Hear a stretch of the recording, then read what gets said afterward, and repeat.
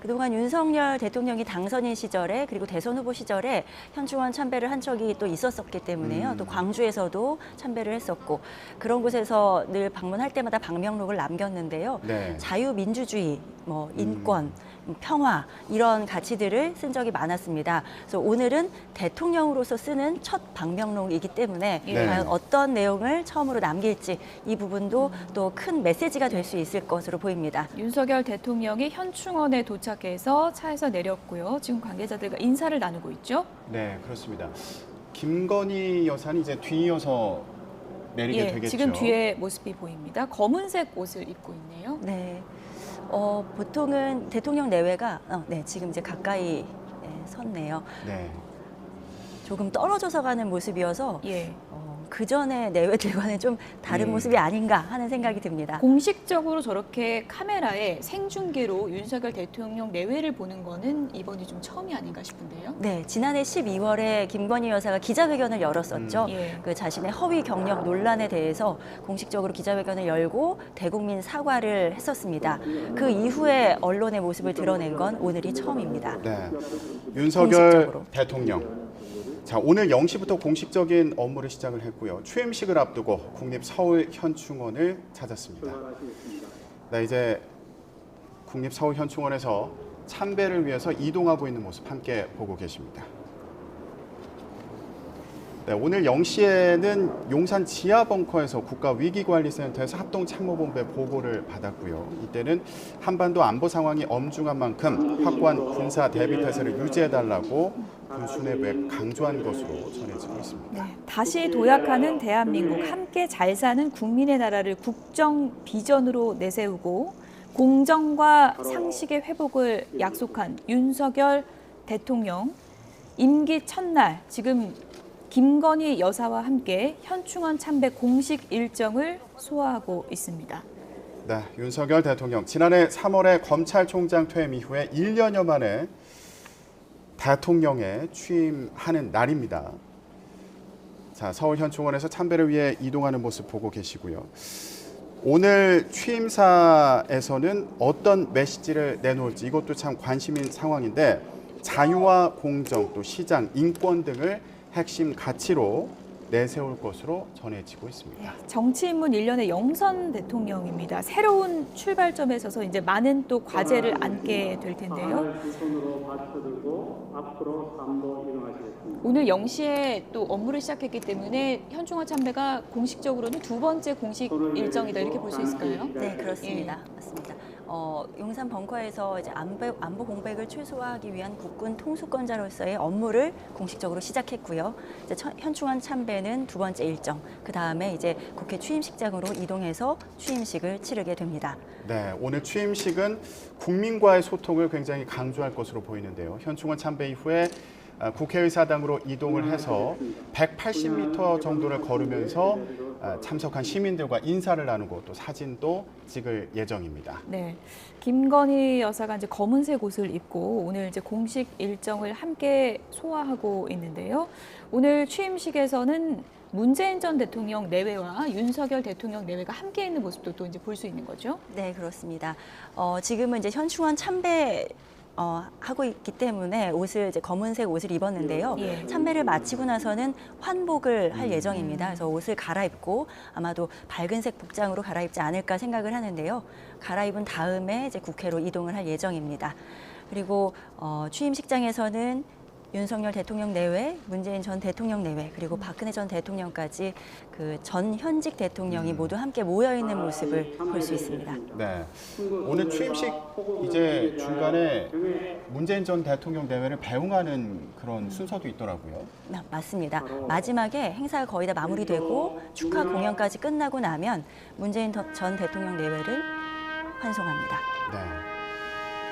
윤석열 대통령 내외 지금 현충원에서 참배하는 모습 함께 보고 계십니다. 참배 뒤에 방명록에 어떤 메시지를 적을지 이 부분도 상당히 관심이 쏠리고 있습니다.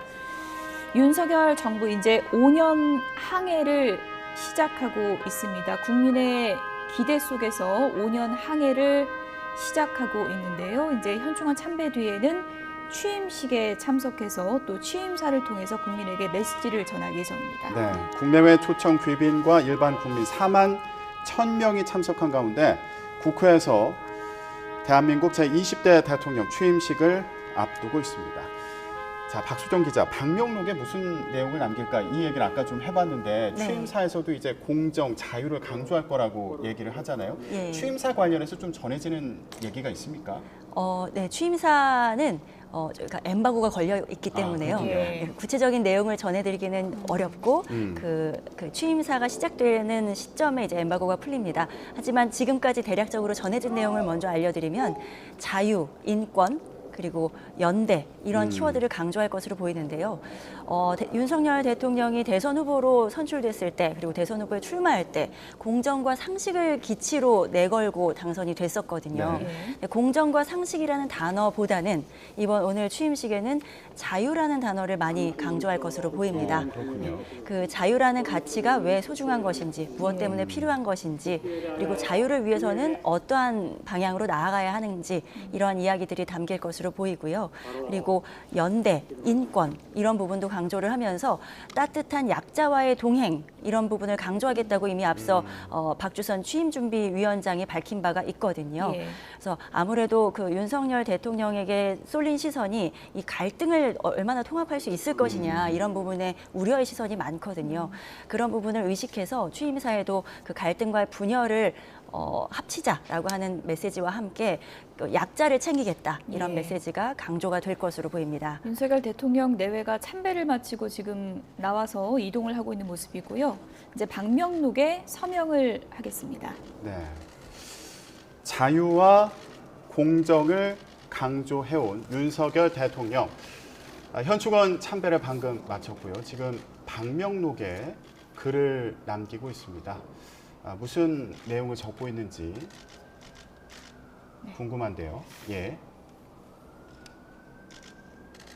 대통령 취임 뒤에 첫 대국민 메시지라고 할 수 있을까요? 그렇게 볼 수 있겠네요. 예. 곧 취임사를 발표하겠지만 그 전에 짧게 글로 남기는 메시지는 처음이라고 볼 수 있겠습니다.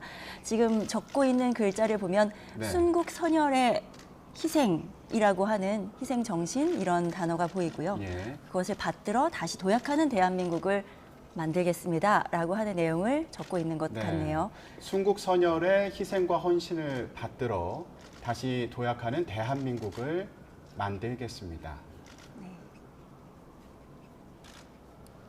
원장님, 함께 잘 오늘 사는. 엠블럼에 담긴 그 주제와도 또 연관이 되는 것 같기도 하고요. 예. 뭐 일관되게 뭐 협치 그리고 공정 상식 이런 것들은 뭐 일관되게 지금 뭐 추구할 수밖에 없고 그리고 그런 것들이 방향 아니겠습니까? 방향성을 보면은 그리고 뭐 자유의 가치도 상당히 중요합니다. 보수적인 가치가 자유의 가치고 경제 성장과 연결이 돼 있고 그런 상황에서 거기에서 이제 뭐 순국선열이라는 것들은 뭐 당연하게 네. 지금 취임 첫 일성으로 오늘의 대한민국에 있기까지 여러 가지 희생한 순국선열에 대해서 그런 것들을 위협을 받들어서 새로운 대한민국을 건설하겠다.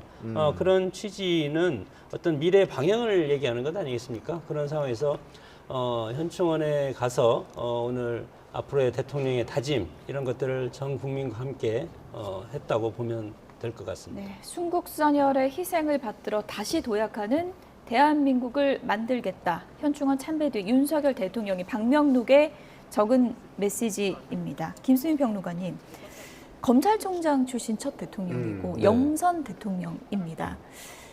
정치 신인으로서 지금 20대 대통령 임무를 이제 수행하게 됐는데 어떤 장단점이 있다고 볼 수 있을까요? 여기에 대해서 영선이고 또 검찰 출신이라는 거에 대해서 기대와 우려가 교차를 할 것 같습니다. 기대 같은 경우는 사실 한국 사회에서 시민들이 갖는 정치에 대한 불신 이런 것들이 굉장히 심각하고 특히 다선 국회의원이라고 했을 때는 어떤 경륜을 갖고 있는 정치인이라기보다는 굉장히 문제가 많은데도 기득권을 잡고 있는 정치인 이런 또 이미지가 그게 맞든 그러든 간에 형성이 돼 있거든요. 그런 의미에서 차라리 한 번도 국회의원을 하지 않은 사람이 대통령이 되는 것, 아웃사이더 대통령이 나오는 것이 더 낫지 않을까라고 생각하신, 어렴풋하게나마 그렇게 생각하신 분들은 꽤 많이 계셨을 것 같습니다. 예. 그렇다면 기존의 정치 문법과 다른 방법으로 정치를 혁신하는 것, 이것을 기대하시는 국민들도 꽤 많은 거라고 보고요. 근데 다만 이제 의회 경험이 없다라고 하는 것은, 의회라고 하는 것은 이제 단체장 위주의 행정에서는 단체장의 결심 여하에 따라서 결정되는 부분들이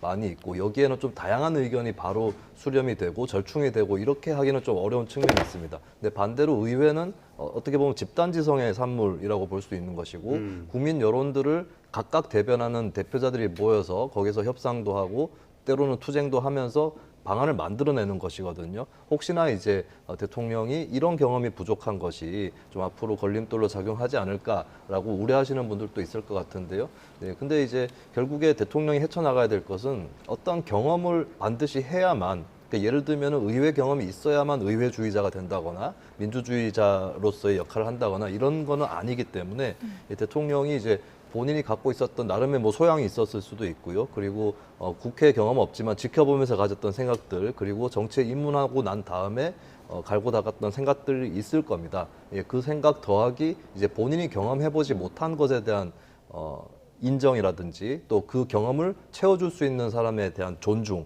이런 것들을 더해 나간다면은 본인의 어떤 경험에 있는 장점과 단점, 이런 것들을 각각 이제 장점은 더 살리고 예. 단점은 상쇄시켜 나가면서 그렇게 국정을 운영할 수 있을 것이다 라고 보여지는 것이고, 결국 중요한 것은 이제 국회와 어떤 관계를 맺느냐, 이것이 가장 중요한 부분이 될 건데, 앞으로 여러 가지 숙제가 있을 거예요. 어떤 부분은 내키지 않지만 국회가 통과시키는 법안이라든지 혹은 행정부에서 낸 법안을 통과시키지 않는 부분에 대해서 그래도 존중을 해야 되는 그런 과제가 또 있을 수 있고, 다른 한편으로는 그래도 어쩔 수 없이 갈등을 불사하고, 예를 들면 뭐 법안 거부권을 행사한다든지 예. 이런 부분들, 또 국회에서 입법되지 않은 사안인데 시행령으로 할 수 있는 부분에 대해서 대통령이 먼저 뭐 선도적으로 결행을 한다거나 이런 부분들이 있을 텐데, 이런 것들을 어떻게 안배할지, 어떤 의제는 이렇게 처리하고 어떤 의제는 저렇게 처리하고, 이런 것들에 대해서 좀 구상들을 지금부터 계속 가다듬을 필요가 있겠다, 이런 생각도 듭니다. 네. 여소야대 국면, 그리고 코로나19 위기 극복 등 여러 가지 과제가 남겨져 있는 그런 상황입니다. 자, 윤석열 대통령 내외 국립 서울현충원 참배를 마친 뒤에 이제 여의도 취임식장으로 이동을 합니다.